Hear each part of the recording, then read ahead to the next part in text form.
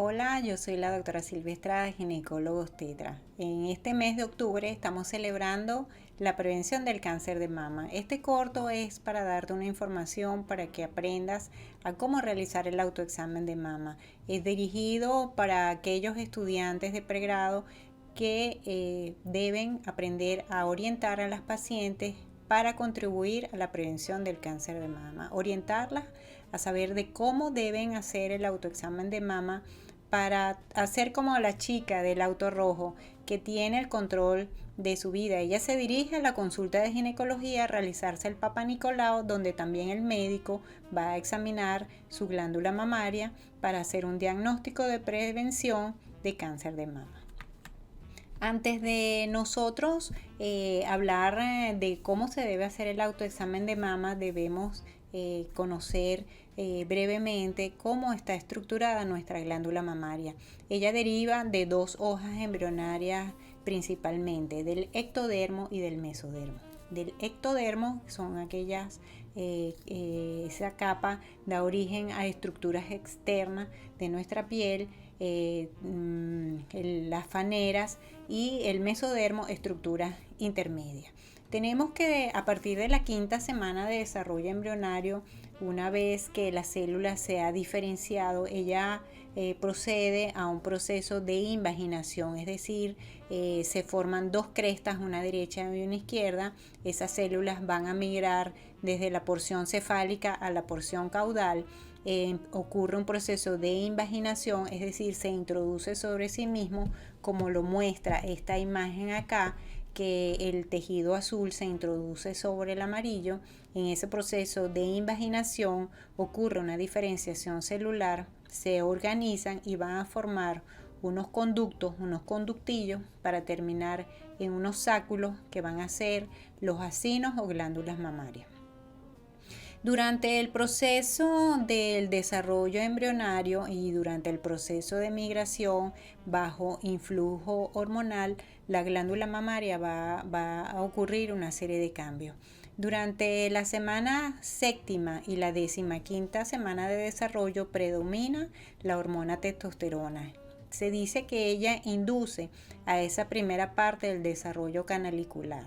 Después de la semana 15 a la 24, los estrógenos son los que hacen mayor influencia sobre la continuación de ese desarrollo mamario. Hace que los acinos ya sean más numerosos, es decir, en número de 15 a 20, ya están estructurados con las células de revestimiento interno.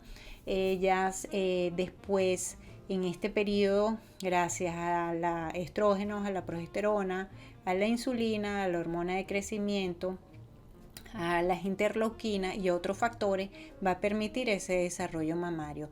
Después de la semana 24 a las 32, ya están más estructurados y ya tienen características de una mama, vamos a decir, relativamente capaz de, una vez que ocurre el nacimiento, ya tiene la funcionalidad de trabajar.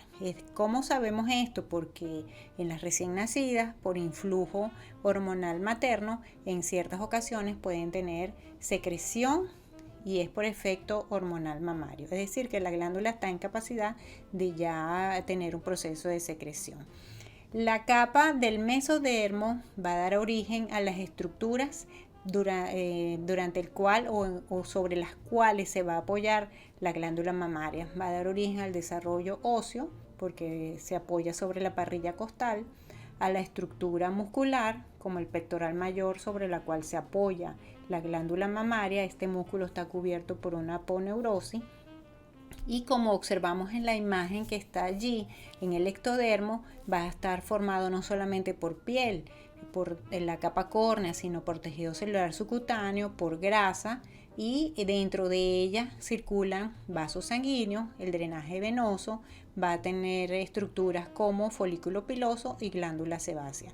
Estas estructuras en ocasiones pueden inflamarse o dar unas patologías benignas de la mama. Puede haber infección superficial de la piel como piodermitis, puede haber inflamaciones de los vellos de los folículos pilosos, incluso pueden aparecer patologías de la glándula sebácea, es decir, aparecer ciertos quistes sebáceos a nivel de las mamas. En ese dibujo también podemos observar una línea roja imaginaria que dibuja el trayecto que hace esas células desde su punto de origen hasta el final de la ubicación de la glándula mamaria. Esta línea puede llegar por encima del pubis, es decir, que durante el desarrollo embrionario esas células pueden continuar migrando y podemos encontrar en ese trayecto de esa línea roja estructuras o cambios de pigmentación en la piel o cambios de la piel o células residuales de la aureola del pezón que pueden estar pigmentadas. Entonces podemos observar aureolas durante ese trayecto, que es lo que le llaman politelia. También células de la glándula mamaria pueden quedar ubicadas a nivel del hueco axilar y solamente es evidente cuando la paciente tiene sobrepeso o cuando la paciente está embarazada o más aún durante el periodo de lactancia, porque esa glándula mamaria puede también desarrollar conductos, conductillos, incluso sáculos o acinos glandulares, y durante el periodo de lactancia expresar secreción láctea por alguno de ellos. No es de extrañar que alguna paciente le llame la atención y diga, mire, después que me embaracé me salió este abultamiento acá, y cuando se examina desde el punto de vista físico y se confirma con una ultrasonografía, se puede dar el diagnóstico de una glándula mamaria accesoria. También cuando la paciente llega a la consulta ginecológica, finalmente el médico llena la historia clínica, la entrevista, la interroga acerca de los antecedentes familiares y personales en relación con el área de ginecológica, es decir, cáncer de mama, cáncer de útero, cáncer de ovario, patologías que pudieran ser en relación con fertilidad e infertilidad. Es importante que la paciente sepa que cuando ella no está en embarazo o no está en periodo de lactancia, no debe haber secreción láctea. Es decir, una paciente que manifieste secreción a través de su seno es completamente patológico, puede ser una causa de infertilidad. Eso es un motivo de estudiar a la paciente, porque pudiera estar en relación con un aumento de los niveles de prolactina en sangre fuera de un periodo de no embarazo y no lactancia. Examinamos a la paciente, la entrevistamos y la vamos a examinar su área mamaria. Entonces le decimos que con su tez desnuda la vamos a examinar, ya sea de pie o sentada sobre la camilla, con las manos a ambos lados del tórax, como lo muestra la modelo, o con ambas manos en la cintura. Vamos a ver forma, tamaño, color, posición. Vamos a ver si hay zonas oscuras, zonas de abultamiento o retracción. La paciente, vamos a ver que la glándula mamaria tiene una estructura que se llama ligamento suspensorio de la mama. El ligamento suspensorio de la mama mantiene la mama en su posición normal. Cuando hay una elongación de ese ligamento, se dice que hay más de 15 centímetros midiendo desde la clavícula hasta el pezón. Si hay una distancia mayor, entonces se dice que hay una caída de la mama, es decir, una elongación de ese ligamento. Eso se puede elongar cuando la paciente tiene exceso de peso o cuando ella no usa un brasier adecuado que le mantenga la glándula mamaria en su posición normal. La ausencia del uso de un brasier adecuado hace que ese ligamento se elongue y la mama tienda a caerse. La paciente la examinamos y recordemos que los límites de la glándula mamaria o su ubicación se encuentra entre el segundo espacio intercostal y el séptimo espacio intercostal. Es decir, que todo esto es área mamaria, desde el borde externo del esternón y la línea axilar anterior. Todo esto es área mamaria. ¿Por qué digo todo esto? Porque debemos evaluar el hueco supraclavicular, el hueco axilar y toda el área mamaria. Hay cáncer de mama que se puede manifestar como un aumento de la pigmentación, como una costra a nivel de la piel. Es un tipo de cáncer bastante agresivo que es la enfermedad de Paget. Tenemos que estar atentos a esos cambios de piel. Cualquier manifestación o cambios a nivel de la piel deben referírselos al médico porque pueden tomarse biopsias de piel y nos pueden reportar patologías dermatológicas o enfermedades sistémicas que se manifiestan a nivel de la piel. Una vez que tenemos la paciente ya examinada de esta manera, le indicamos que debe acostarse boca arriba, recostada sobre la espalda o en decúbito dorsal. Las manos deben colocarse detrás de la cabeza, de tal manera de que permita que el médico pueda evaluar completamente el área mamaria. A través de la inspección, que fue lo primero que hicimos, le decimos a la paciente que se relaje y empezamos la palpación. Debemos frotarnos las manos para calentarnos las manos, que por quizás en el ambiente frío del consultorio podamos tener las manos muy frías y puede ser un poco desagradable al momento de examinar la paciente. Frotamos las manos, aumentamos la temperatura de las manos y hacemos movimientos de los dedos así mientras hacemos el recorrido por todo el trayecto de la mama. De arriba a abajo, de abajo a arriba, de arriba a abajo, hacemos el examen de la mama. O puede ser de la manera externa hacia una manera concéntrica hasta llegar al pezón. También podemos hacerlo desde la periferia al centro, pero siguiendo como el movimiento de las agujas del reloj para que ninguna área mamaria quede sin evaluar. Finalmente, que examinamos ambas glándulas mamarias, hacemos una expresión, tratamos de ordeñar la mama con la finalidad de observar si obtenemos alguna secreción a través del pezón. No debe haber secreción por la glándula mamaria si la paciente no está en periodo de lactancia. Si está en periodo de lactancia, es normal que tenga su secreción láctea. Fuera de este periodo se considera completamente anormal. En ciertas pacientes durante el embarazo pudieran tener secreción láctea, que tampoco se considera completamente normal, porque hay factores que inhiben la secreción láctea antes del nacimiento del producto de la concepción. Vamos a examinar entonces, la paciente tiene todavía las manos detrás de su cabeza y exploramos el hueco axilar.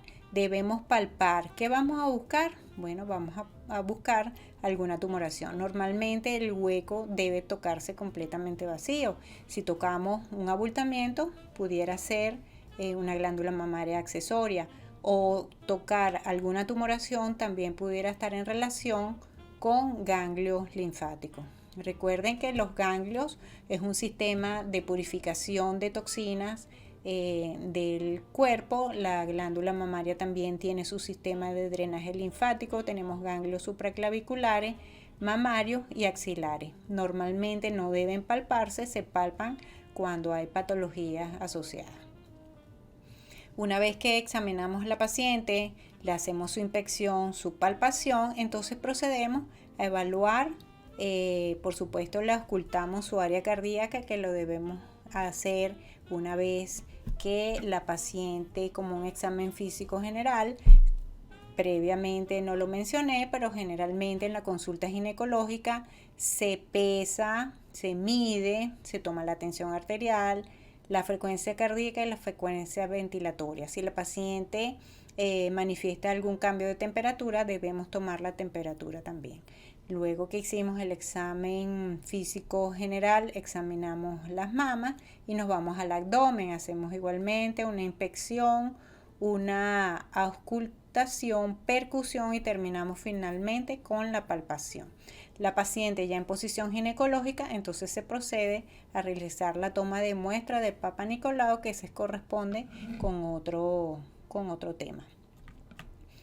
Le instruimos entonces a la paciente que la secuencia que hicimos en la consulta, como la inspección y la palpación, la puede hacer ella en su casa. Cómodamente, ella va a escoger qué día va a realizar entonces el examen de mama. Debemos explicarle lo siguiente: ¿en qué consiste ese examen de mama?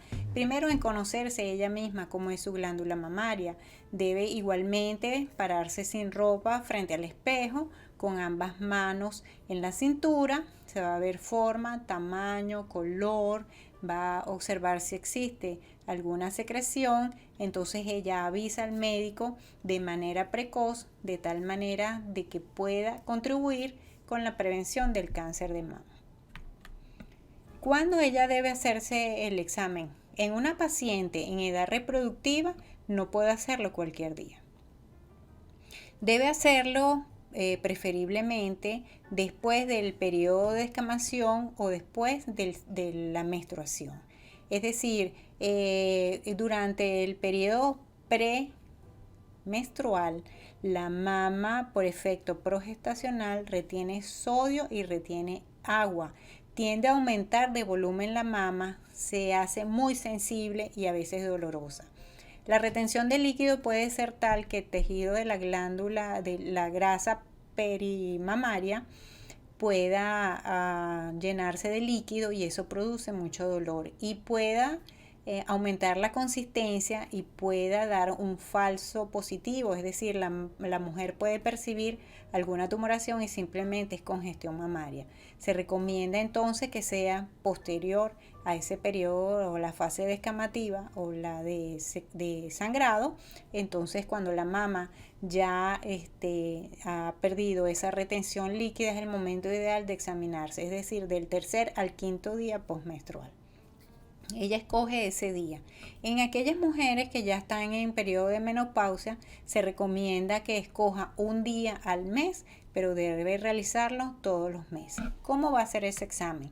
El examen lo va a hacer en su casa, frente al espejo, sin ropa, con las manos en la cintura y luego detrás de la cabeza. Y luego va a examinarse ambas mamas. Puede hacerlo de pie o puede hacerlo acostada cómodamente en su casa. ¿Cómo es el proceso o de qué manera lo va a realizar? Ella primero va a pararse frente al espejo. Entonces ella va a ver, repito, forma, tamaño, color, cómo está la superficie externa, si hay retracciones, si hay tumoraciones, si puede haber secreciones, cómo es la textura de la piel. Normalmente la piel es normalmente lisa. En ciertos tipos de cáncer de mama pueden haber cambios, no solamente de coloración, sino el aspecto de la piel puede parecer a veces como una piel de naranja. Entonces deben llamar la atención. Repito, cualquier cambio en la normalidad, cuando ya uno se conoce cómo es su mama y observa un cambio a nivel de la piel, inmediatamente debe consultar a su médico. Aquí tenemos la modelo. La chica tiene una mano colocada en la cintura y su mano opuesta palpa o examina su mama contraria. No se utiliza la misma mano para el mismo lado, sino para el lado contrario de la glándula mamaria. Ella examina el hueco axilar con su mano, examina su otro hueco axilar y luego procede con una mano en la cabeza a examinarse toda la mama y la mama contralateral. Lo puede hacer acostada o lo puede hacer de pie. Se recomienda que pueda hacerlo durante la ducha porque con el agua y el jabón la mano se desliza más fácilmente sobre la piel y de esa manera puede palparse más fácilmente cualquier irregularidad en su glándula mamaria. Aquí podemos observar que solamente entonces vemos la areola, vemos el pezón. Normalmente cuando tocamos la piel del pezón tiene ciertas fibras musculares que lo hacen, que es un tejido eréctil, responde al frío o a la palpación fácilmente a los cambios de temperatura. Esas fibras musculares también están alrededor de esos acinos glandulares y de los conductillos que durante la eyección, la succión, durante la lactancia puede contraer o puede exprimir al contenido de los acinos glandulares, es lo que permite la eyección láctea. durante el periodo de lactancia. Tenemos que la paciente puede estar acostada o puede estar de pie. Se palpa muy suavemente de arriba abajo, de abajo arriba. Recuerden que debe explorar también el hueco axilar. Lo puede hacer con movimientos circulares, siempre siguiendo la secuencia de las agujas del reloj para evitar que alguna área mamaria quede sin palpar. También lo puede hacer desde la periferia hacia el centro, buscando hacer una expresión o para que se produzca secreción a través del pezón. Algo que finalmente voy a comentar es con relación a los estudios que se realizan como complemento de la prevención del cáncer de mama.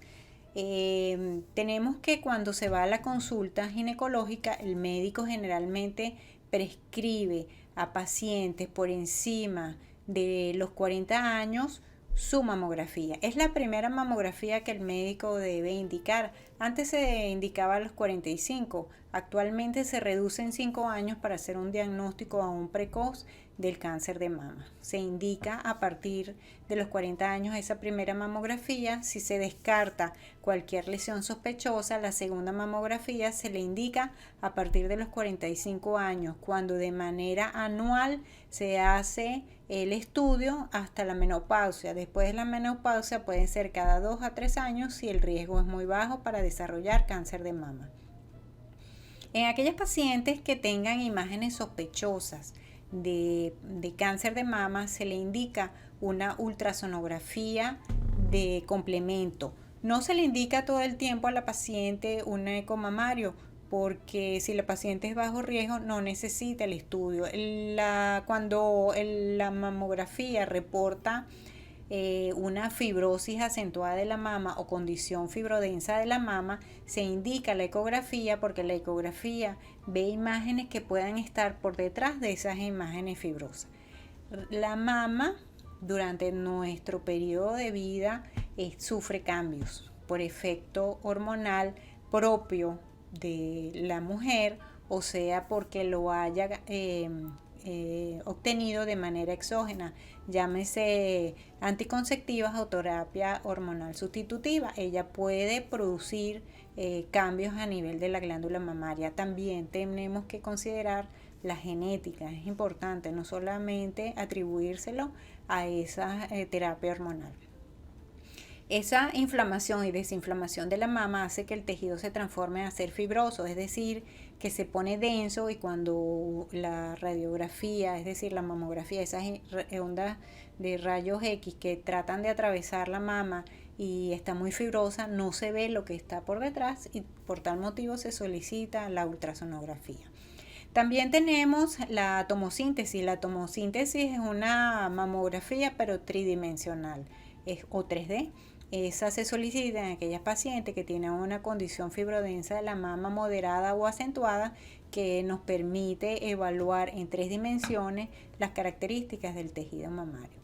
Hay otros estudios que se solicitan según los hallazgos de estos primeros estudios, como es la mamografía digital con realce por contraste. Se coloca a través de la aureola y del pezón una sustancia que permita dibujar el trayecto de vasos sanguíneos. Cuando hay patologías, ese tejido consume mayor demanda de vascularización, entonces se va en búsqueda de esa zona donde hay una imagen de sospecha. Incluso se puede identificar los ganglios centinelas que están allí inflamándose, porque esa zona hay un crecimiento anormal. También tenemos la resonancia magnética mamaria, que se solicita cuando esas imágenes no son de buena calidad, o cuando las pacientes son portadoras de prótesis mamarias. A veces es conveniente hacerlo para evitar la compresión de la prótesis y evitar la ruptura. También tenemos las punciones mamarias dirigidas, que se pueden hacer por ultrasonografía en búsqueda de extracción de líquido en caso de que se haya diagnosticado un quiste de la mama, o simplemente se quiera obtener un tejido celular de la zona. Se puede hacer con aguja fina o aguja gruesa, que le llaman el trucú.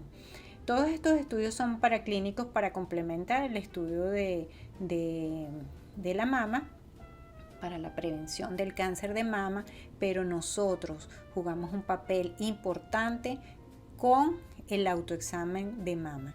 Espero que con esta información ustedes tengan la capacidad de cuándo deben hacerse el estudio, cómo deben hacerse el estudio, y deben ustedes elegir el día para el examen de las mamas, recordando que en edad reproductiva es importante que lo realicen después de la menstruación. Bueno, espero que haya sido de provecho. Recuerden que el cáncer de mama se puede prevenir. Nosotros tenemos que tener el control en nuestras manos sobre nuestra salud. El cáncer de mama se previene. Aprende a hacer tu autoexamen de mama. Bueno, puedes darle like si te gustó. Me puedes enviar preguntas que te puedo contestar a la brevedad. Y muchas gracias por su atención.